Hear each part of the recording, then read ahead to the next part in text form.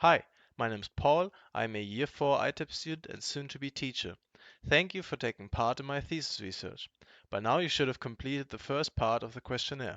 If not, please look at the description of this video and open the link to find the first part. After finishing this video, you can continue with the second and last part of the questionnaire. In this video, I'll be going over 4 main points. I will give you an idea of the importance of nutrition education. I will talk about 5 common myths about nutrition. I will go into the nutrition education in primary schools, and lastly, I will give you nutrition education resources that you can use in the classroom or for yourself. Levels of obesity and malnutrition are rising globally, with 5.6% of children being overweight, 7.5% of children being wasted, and 22.5% of children being stunted. This means that 1 in 5 children is not developing properly due to a lack of nutrition. In a systematic analysis that looked at the nutritional status of school-aged children in developing countries, it is strongly suggested that school-aged children who experience malnutrition can have difficulties with their physical and cognitive development. Childhood obesity is also associated with cardiovascular diseases, type 2 diabetes, sleep apnea, orthopedic complications, and psychiatric diseases. In a 2018 study, Igor Ryabov looked at childhood obesity and academic outcomes in young adulthood. He suggests that obesity in and of itself drives down the odds of educational success.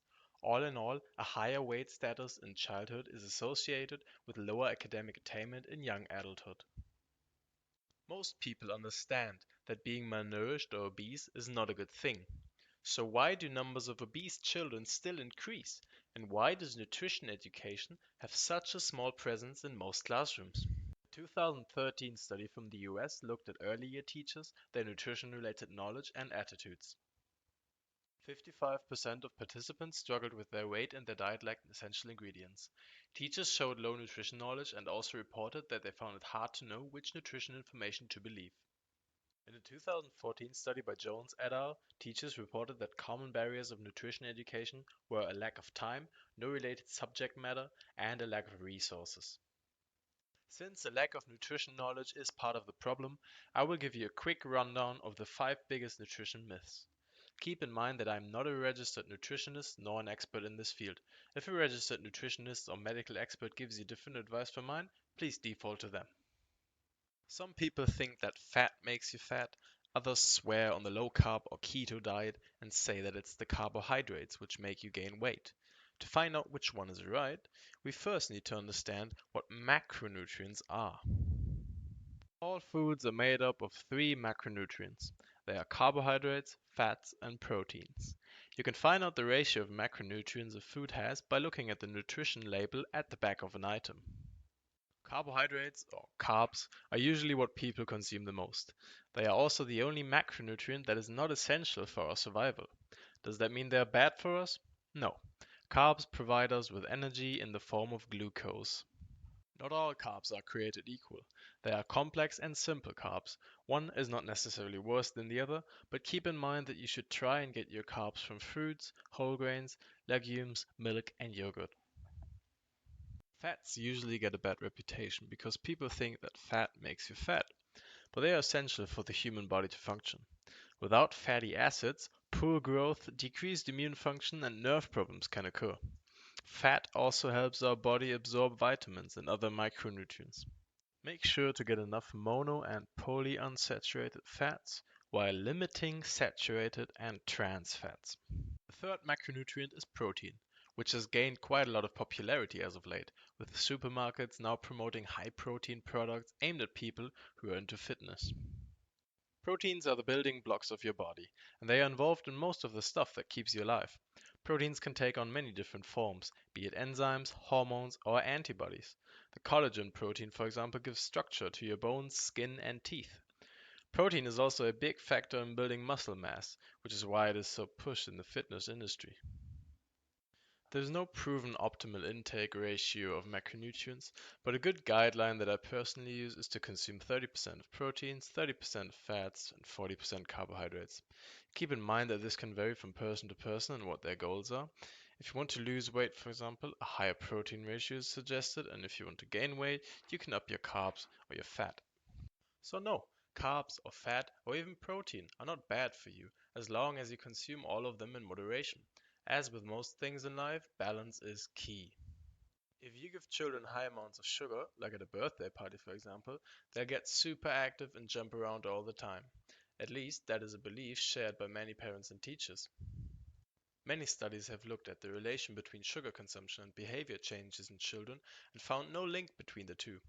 The most famous one is that of Woolreich and colleagues, who put children on 3 different diets for a 9-week period and concluded that the results indicate that sugar is not a major cause of hyperactivity.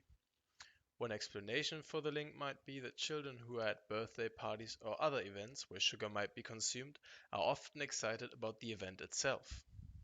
Breakfast is the most important meal of the day is a slogan that most of us have heard.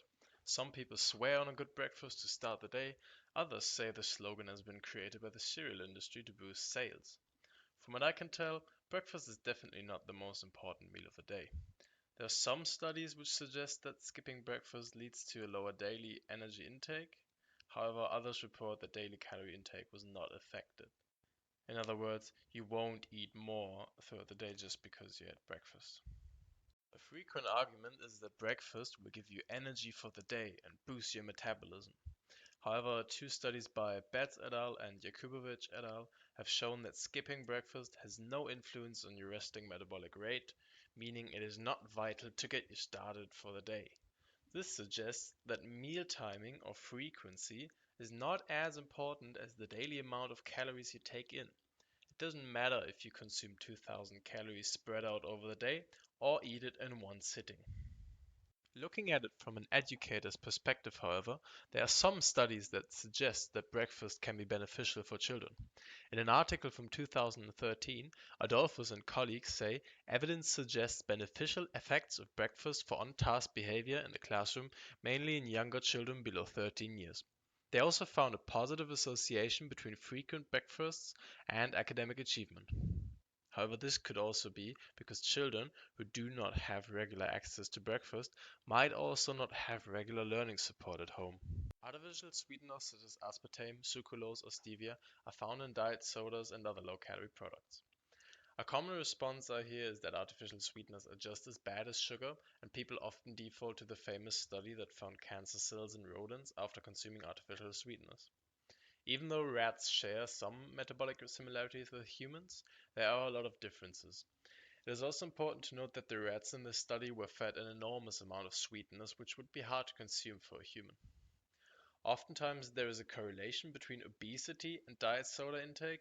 However, these studies often don't control the rest of the diet, meaning that people with an already unhealthy diet tend to consume diet soda a lot more. There are no studies that show any direct health risks of diet soda, and no studies that suggest that diet soda leads to obesity. The final myth that we will look at are detox programs. They are supposed to purify your body and get rid of any toxins that accumulate over time.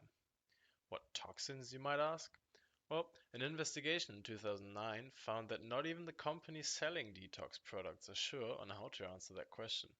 Out of 10 companies, none could give the name of any supposed toxin that their product cleared. Actual toxins are obviously dangerous to the body, but need to be taken care of by medical professionals instead of a green juice diet. Getting on a detox diet can actually make things worse for you, since you're most likely not consuming all the nutrients that your body needs to function.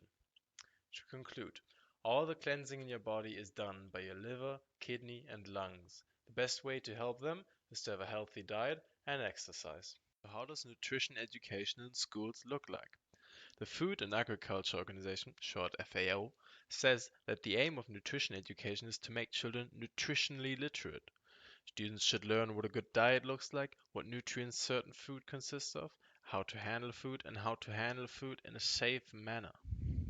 In 2007, Conento defines nutrition education as a combination of educational strategies that are designed to improve dietary choices and are delivered through multiple venues and involves activities at the individual level, community, and policy levels. Most literature in this field agrees that nutrition education, unlike other forms of education, must be experienced on different levels by students, meaning that the idea of nutrition education has to be present at school, at home, in the community, and in government policies. This can be challenging since not all of these parties share the same understanding of nutrition. A good model that we can use to plan nutrition education is the model of mediators of health behavior change. Conento suggests that nutrition education can be split into three different parts: the motivational phase, the action phase, and the environmental component. The first phase is about motivating the subject to make changes. Aim should be to answer the questions why one should make changes. Practically, this could be achieved by talking about the expected benefits of nutrition and the potential risks of having a bad diet. The second phase, the action phase, is tackling the how question. Conento argues that people need an action plan to get from intentions to actions. Your class could come up with a plan to track their food for 1 week to see what they put into their bodies. This would be a good activity for students to practice taking ownership of their learning and could fit well into the PYP unit of Who We Are, for example. The last component of the model is the environmental component. Research has shown that external factors outside the classroom have a significant impact on nutrition education and dietary intake. A systematic review that looked at the effectiveness of school-based nutrition education interventions found provisions of fruits and vegetables by the school to be a factor of successful nutrition education. In other words, it is not enough to tell children to eat vegetables and fruit, we need to provide them with the opportunity to do so. As with everything in learning, there are different approaches to nutrition education. A meta-study from Dudley et al. Identified 8 different approaches and concluded that experiential learning approaches had the greatest effect on nutritional knowledge and reducing food consumption in primary school children. Another study by Berezovitz and colleagues supported this, saying that garden-based learning showed positive improvement of nutritional knowledge. Obviously, not every teacher has access to a school garden, though. Cross-curricular approaches were identified as the second best strategy to improve nutritional knowledge. You don't need to be teaching nutrition as a separate subject, but implementing it wherever you can go a long way. If children are working with fractions in maths, you can let them work out what fractions of macronutrients their lunch is made up of. If you're writing informational text, you could let children do research about pros and cons of chocolate milk at school. Make sure it is engaging and links to their context. So how can you as a teacher add nutrition education to your classroom? If you're working at a school that uses a transdisciplinary curriculum like the IB or IPC, you have a lot of options to insert little projects that link to your units and nutrition education throughout the year, like in the example that I mentioned earlier. Most schools do have designated time to teach nutrition. The Berlin British School, for example, which uses the PRP, focuses on healthy food choices during phase 2 of their physical education. If you're teaching the British National Curriculum, you will most likely have PSHE lessons, which are a good option to talk about nutrition. If you're using the Common Core curriculum, you can link nutrition with either English language or mathematics. If children are reading informational texts, you could use nutrition fact labels. If children are doing measurements in maths, they can convert between food measurement units like tablespoons to cups or ounces to pounds. If you're using the Australian curriculum, nutrition education is actually addressed in 2 different subjects.